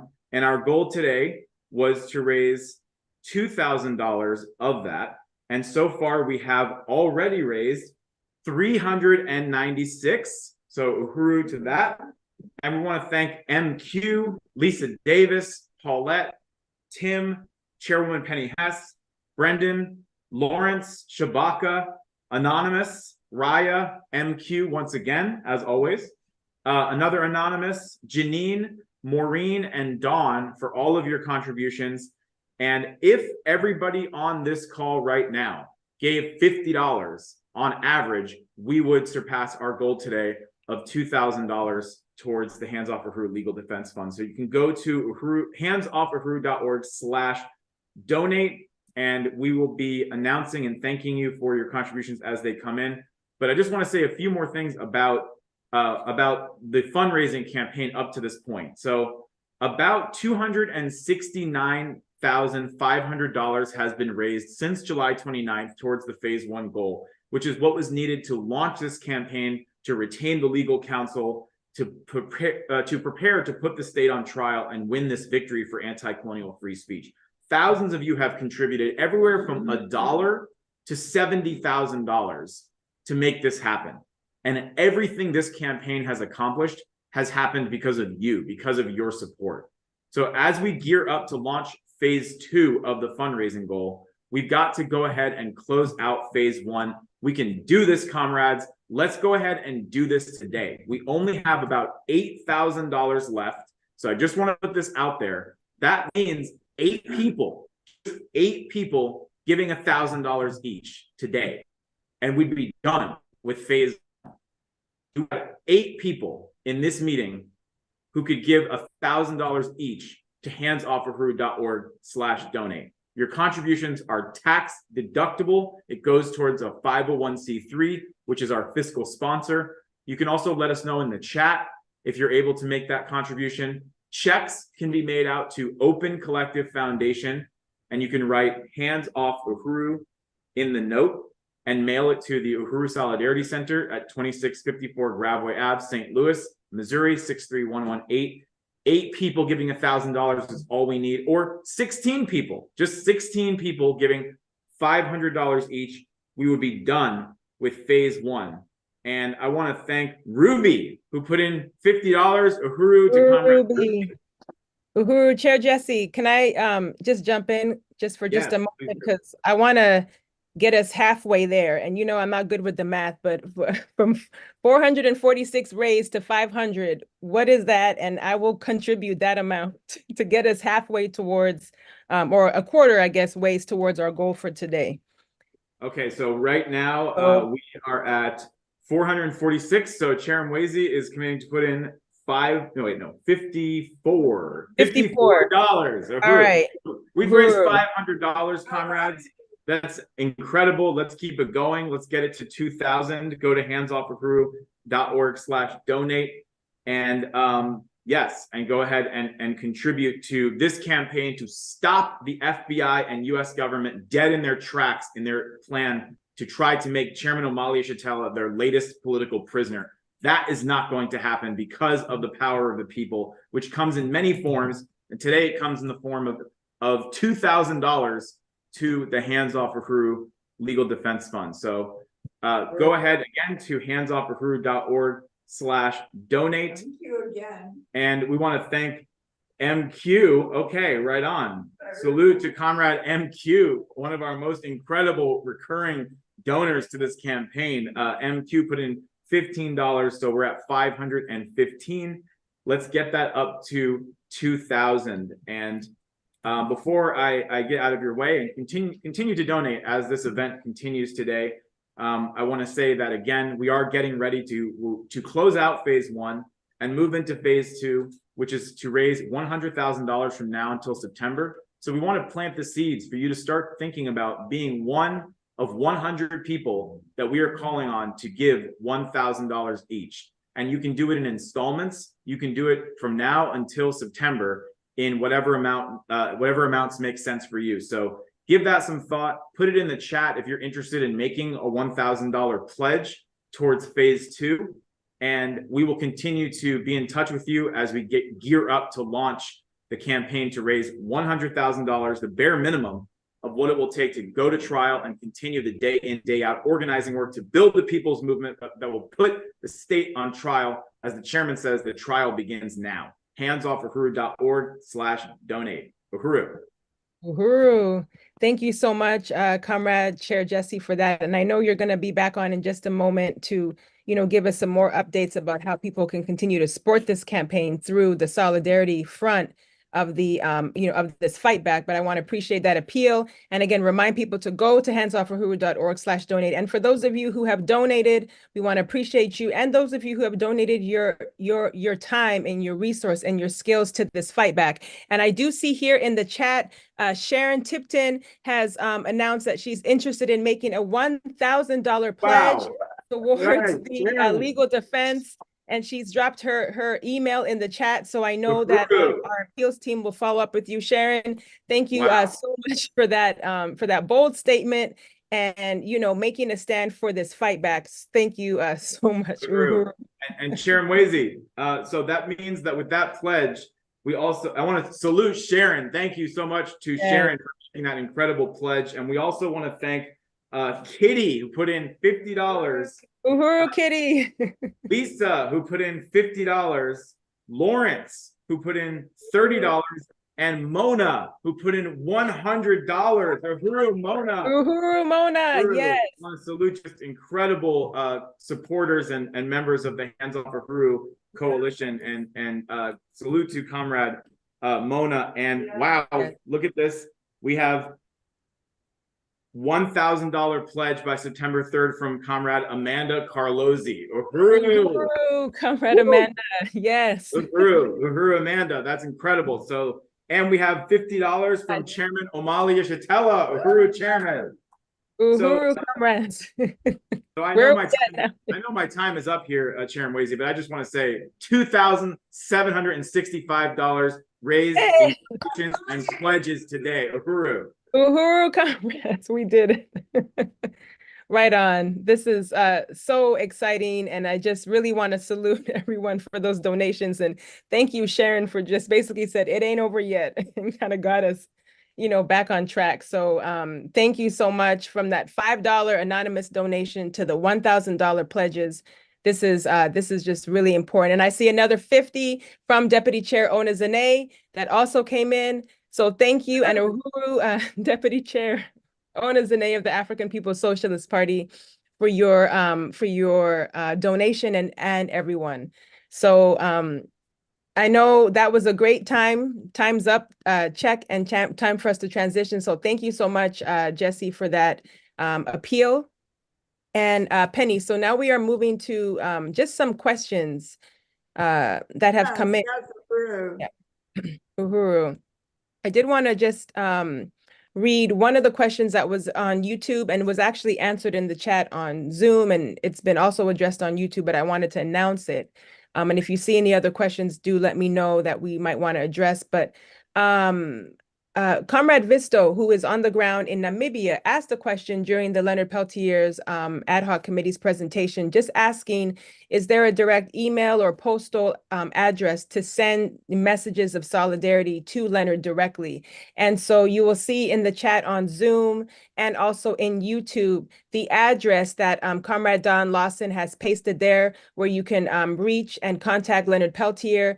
You can email him. You could send this information via mail. And the point is to also make the bold, make your font like the size of the letters very big, 20 point, and make them in bold, because as was stated, Comrade Leonard is losing his vision. And that's also been repasted again. And Don says that he loves memes, he loves jokes, and art. So just keep those things in mind if you want to send some messages of solidarity to Leonard. So thank you for that question, Visto. And thank you, Don, for being right on top of it.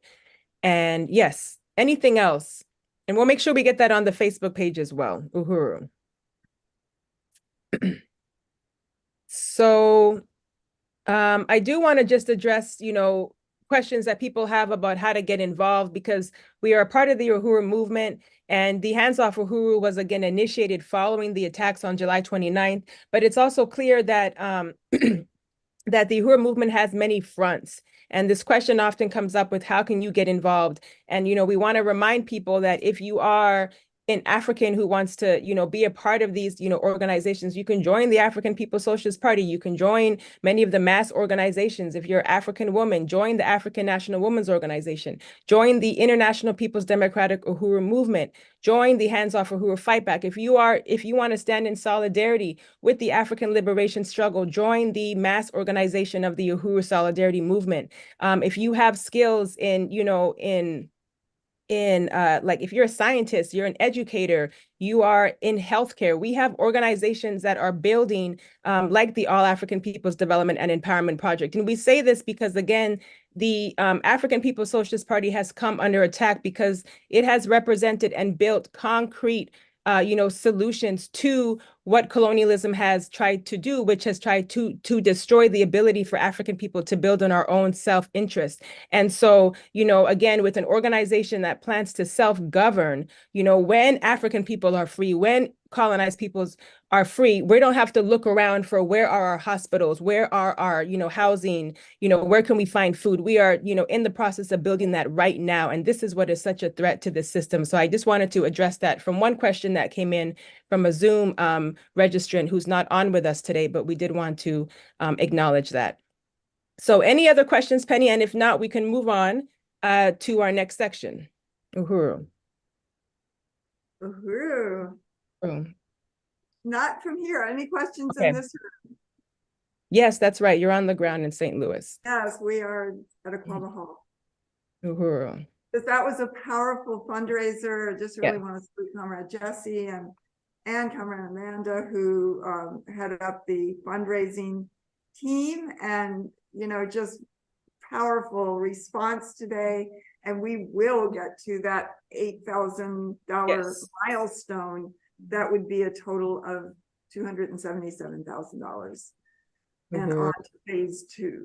So that's very powerful. Right on. Thank you so much, Comrade. And just a new update that I just received right now, we have raised a total of $2,995. Wow. Did I read correct? Yes. That's right. And we have somebody who is going to Comrade Akile, who is going to be a $10 sustainer. And we just want to really appreciate that contribution, Comrade, and that sustainers help this keep going. And so that means $10 per month is coming towards this campaign. So thank you so much, Comrade Akile, and for everybody who helped us reach our goals. Whoever wants to knock $5 in there to get us to 3,000, don't let me stop you. So I want to bring up, next we have back on stage, Uhuru Solidarity Chair, Jesse Neville, who's going to be talking with us about a really important convention that's coming up. And we want to give some space in today's program to, allow the people to understand the importance of why we say get on the ground in St. Louis and why we say come to St. Louis March 9th through the 10th. So as you're getting set up, Comrade, I just want to really salute you and the Uhuru Solidarity Movement, and I'll turn it over to you as our AV gets the slides up. Uhuru. Uhuru. Thank you, Chair Mwezi. And I just want to thank everybody who has continued to contribute towards the fundraising, including Anonymous, Jennifer, Allison, Director Akile, who became a sustainer, and MQ, who put in another $20. Uhuru, MQ. Always raising the bar. Thank you so much. Just an amazing comrade and powerful supporter of this campaign. So shout out to all of you who contributed. So we surpassed 3,000 today in contributions and pledges. So Uhuru. All right, so I will do this quickly, but I really appreciate the opportunity to just extend a very warm invitation to everybody in the Hands Off Uhuru anti-colonial civil rights movement, as the chairman has said, to come to what we are putting forward as a major Hands Off Uhuru event, which is the Uhuru Solidarity Movement's national conference on March 9th and 10th. The Uhuru Solidarity Movement being the organization under the leadership of the African People's Socialist Party, working in the white community for reparations to African people. And this year, the theme of our conference is No More Genocide in Our Name. It will be held Saturday and Sunday, March 9th and 10th, right here in St. Louis and online. You can participate through Zoom. You can register at nomoregenocide.eventb.com. Somebody will put that in the chat. It is $50 to register for both days. And you will, if you register online, you will receive a Zoom link. If you can come in person, even better. And the night before, there will be a meet and greet at the Uhuru Solidarity Center, which is one of the buildings that was raided on July 29th, and a beautiful center that is owned by the African People's Socialist Party in South St. Louis. So I just wanted to quickly present to you all the amazing lineup of speakers that we will have the honor to feature at this convention. So we can go to the next slide. So we will have presentations from the Uhuru 3, including first and foremost our keynote speaker from the chairman of the African People's Socialist Party, Chairman Omali Yeshitela. We're very honored to have as our keynote speaker, as well as Chairwoman Penny Hess, the African People's Solidarity Committee. Next slide.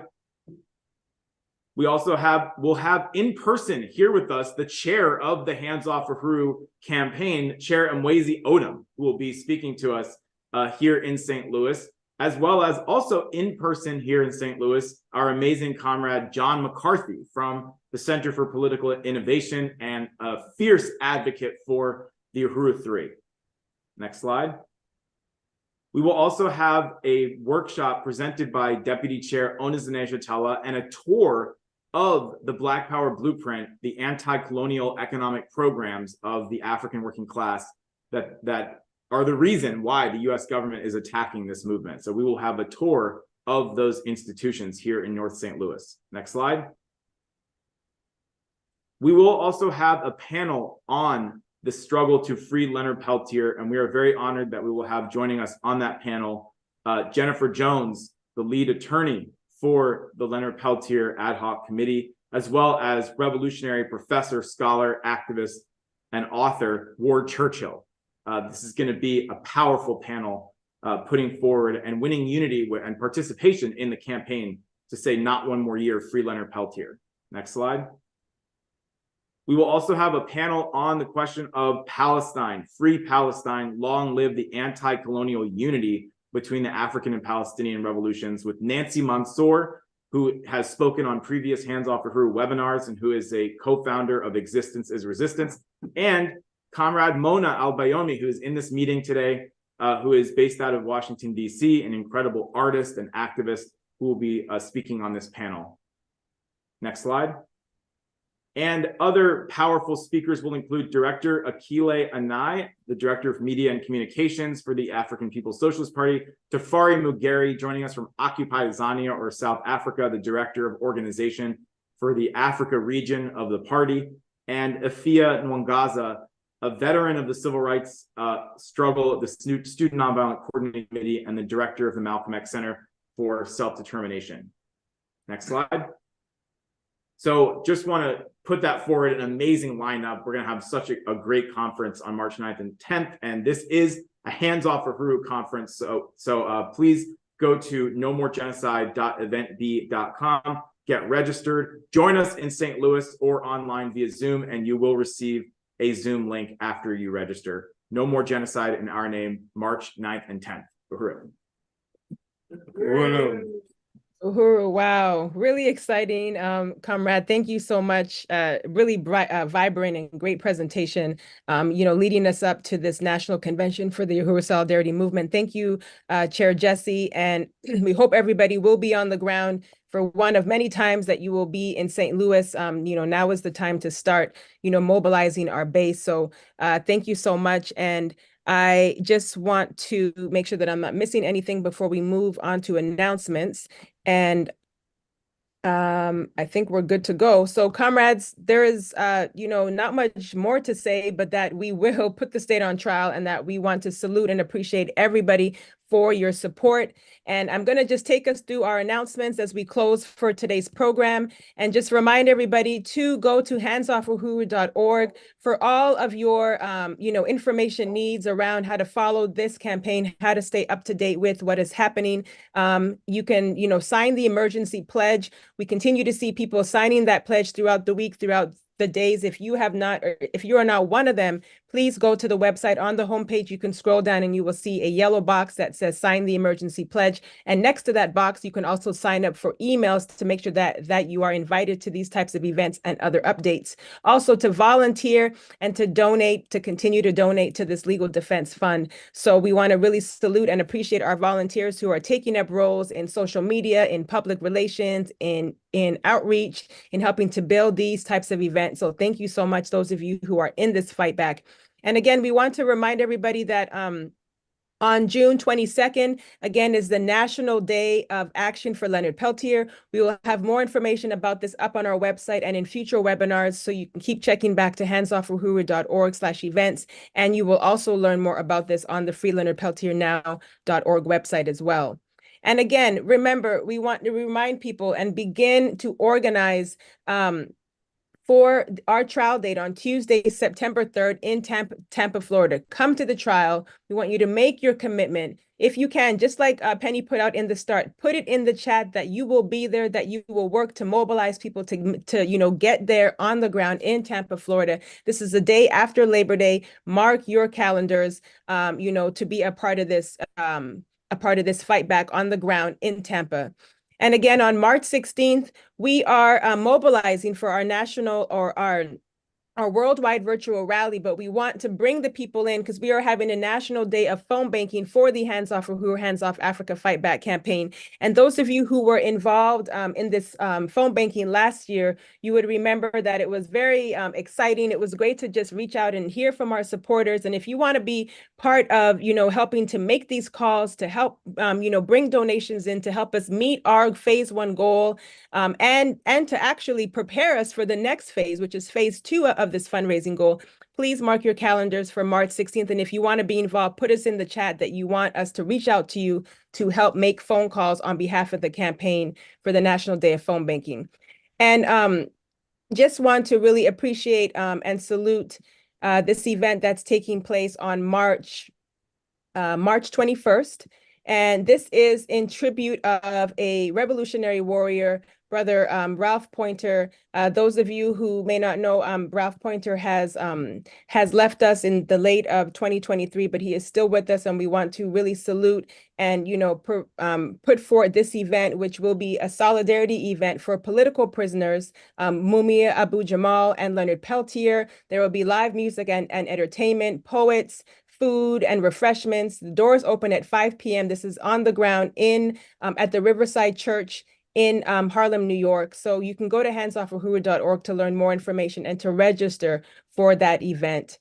And also on March 23rd through the 24th in St. Louis on the ground, we want to invite everybody to come to the African Women's Anti-Imperialist Conference. This is held by the African National Women's Organization, one of the mass organizations of the Uhuru movement. And we want to invite African women from all over the world to join, and African people overall, all people, to come in solidarity for the annual convention, which is going to be great. I look forward to being there, and I hope to see you there as well. And on Saturday, March 30th, as we had stated, we will have our national or our worldwide virtual rally, which will be our fundraising event to raise $10,000 to kickstart our phase 1 goal. So that phone banking day on the 16th is going to be important to help us make that goal. So we want to invite everybody to spread the word and bring your base as well. And lastly, just a few more announcements. On April 5th through the 7th, in St. Paul, Minneapolis, there will be a UNAC conference, and we are inviting everybody to also come, because the Hands Off Uhuru campaign will also be there, and we hope to see you on the ground there for this decolonization and the fight against imperialism conference that will be taking place. So we want to salute UNAC, who was also a member of the Hands Off Uhuru Fight Back Coalition. And on April 13th and the 14th, there will be the electoral school held by the Black is Back Coalition for Social Justice, Peace, and Reparations. More information to come on that, comrades, and that you will find that on the blackisbackcoalition.org and also on the Hands Off Uhuru page, as they are also a member of the coalition. So without further ado, I want to appreciate everybody. And if there's any last or closing remarks by the chairman, by Chairwoman Penny, you know, the Uhuru 3, we want to also open that up. But again, appreciate everybody for making it on this call, helping us reach our goal, and you know, making this fight back a real winning campaign that will indeed win, comrades, until it's won. Uhuru. Uhuru. Thank you so much. And I just want to say that we just saw today the chairman will be one of the speakers at the UNAC convention. I'm not sure that's true. I just saw their thing. I saw their statement, so I don't know. Yeah, I'm not sure. Okay. Yeah. Uhuru. Okay. Yeah. Well, we will be there, you know, as the campaign, we'll make sure that we are represented there as well. And we want to appreciate UNAC for, you know, opening the doors for us to be able to have these types of discussions, you know, that they can't hide it. Everyone cannot hide the fact that colonialism is, you know, is the thing that is going to be on the ballot in the discussions. And we are a part of that, comrades, and we have to be very, very emboldened in what we are putting forth. So thank you, Penny, for that intervention, and the chairman. And with that, comrades, I will say, drop the charges against the Uhuru 3, hands off Uhuru, hands off Africa, Leonard Peltier. Not one more year. Not one more year, yes. And free Palestine. Uhuru, comrades. Uhuru. Uhuru. Thank you, Jen.